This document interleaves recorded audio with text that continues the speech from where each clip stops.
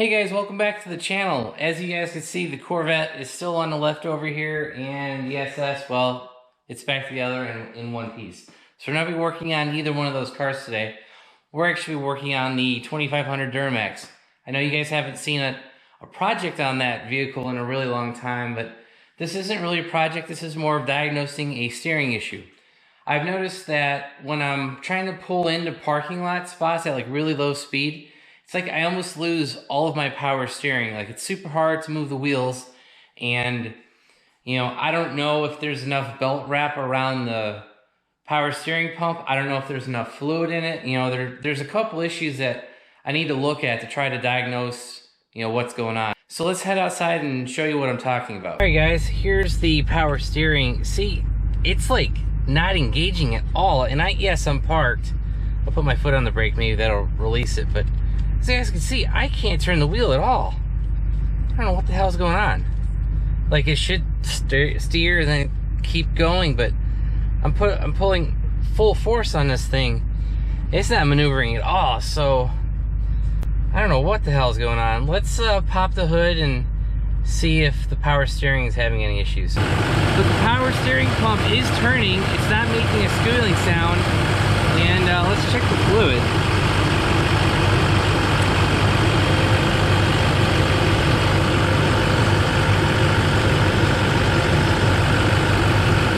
Okay, it could stand to be added a little fluid to it, but so as you guys can see, you know, the power steering pump, it's turning, it's not squealing at all.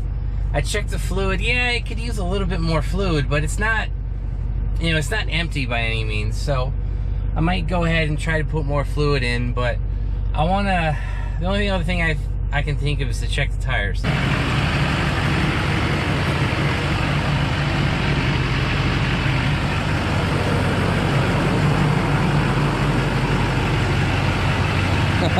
Oh crap, that might be it.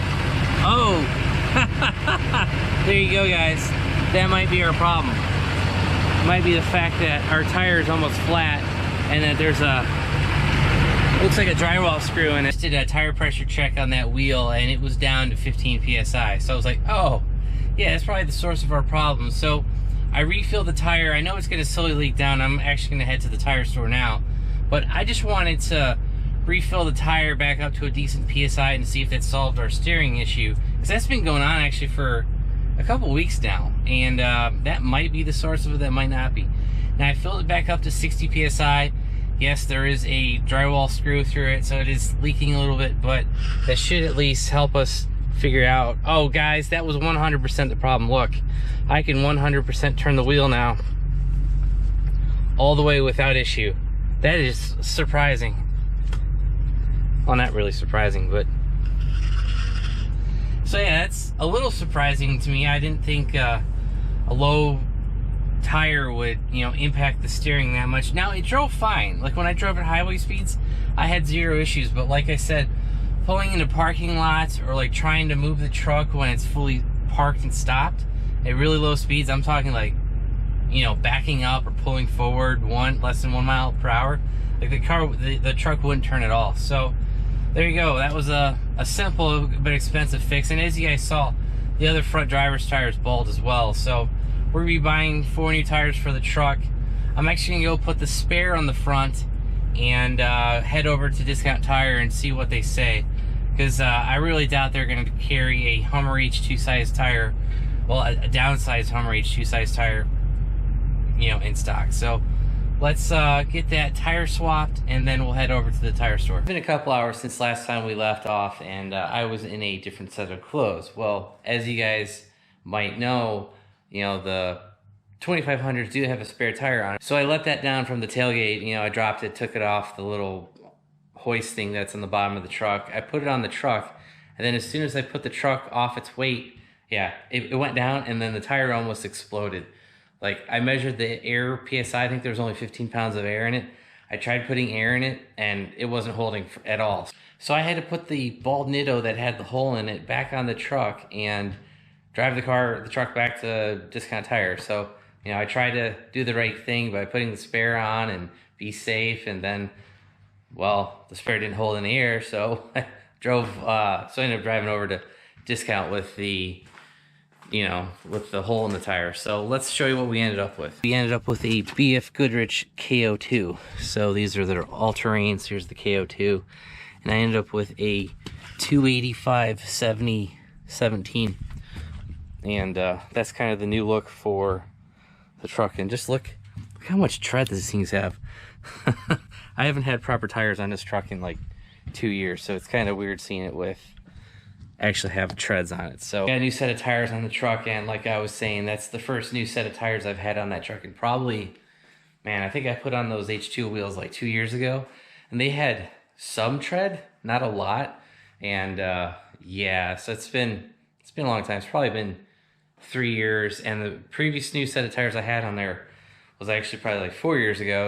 So it's been a quite long time since I've actually had a good set of tires on the truck. And finally, you know, we should be good for towing, doing anything off-road, anything on-road, you know, anything else. But not that we go off-road at all, but, you know, in case we ever have to, those KO2s should handle that pretty well.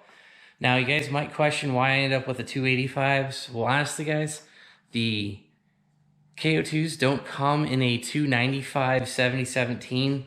The only manufacturer that they offer that was like the Nitto size, which I'll be honest, guys, which would have looked a little bit better, but you know, that's not what they had in stock, and they had the KO2 sitting on the shelf. So it's kind of like, well, you know, we're going to lose 10 millimeters, but honestly, guys, you can't tell. I mean, the tires, the old tires, I think, had a little bit more of a sidewall bulge on them, but that might have been just the fact that they had no tread and they were probably low on air.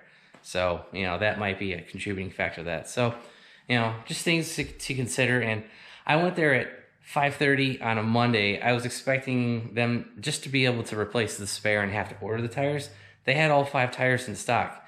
Oh, and if I didn't show you guys, I ended up replacing the spare tire as well. And I did upgrade in a size from the stock 245 to a 265. So we should be good there. And actually, let's show you that. So here you go. This is a Corsa high terrain 265/75/16. So it is a little bit beefier. Man, that just looks freaking awesome with the actually having tread. You know, it is pretty much in line with the fender flares, the factory fender flares. We're sticking out a little bit up front and in back. Not too bad. So, but that's kind of the overall shot of all the new tires. So there you go, guys. You know, we started this project thinking I had a steering problem, ended up having a flat tire, ended up having a flat spare tire, and we ended up resolving everything by just buying 5 new tires. So we have quite a large bill for tires for the truck, but honestly, guys, that was 5 tires. And to put this in perspective, just 2 tires for the Corvette is about the same price. Okay, the truck was a little bit more expensive for 5 tires, but just put this in perspective, 2 tires for the back of the Corvette actually would have been just about the same amount of money.